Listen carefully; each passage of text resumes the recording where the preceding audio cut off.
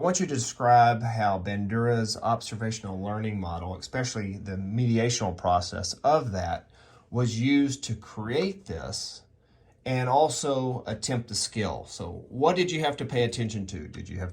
What was most important? Obviously, paying attention to the knots, how to tension the knots, what type of knots were needed, how to put the stakes in the ground, how we needed 4 stakes. That's what you're paying attention to. You also have to pay attention to previous elements that you knew before, like types of spindles, fireboards, how to secure that fireboard, different types of knots that were related to the clove hitch, but were new to your group, how the weight is used for downward pressure, and also how to wrap up the cordage and the knots to put handles on the cordage itself. How many wraps? Where does that need to go?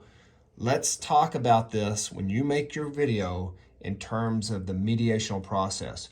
What did you pay attention to? How did you rehearse to encode that information so you could retain it? What type of practice and feedback was needed so that you could reproduce this skill?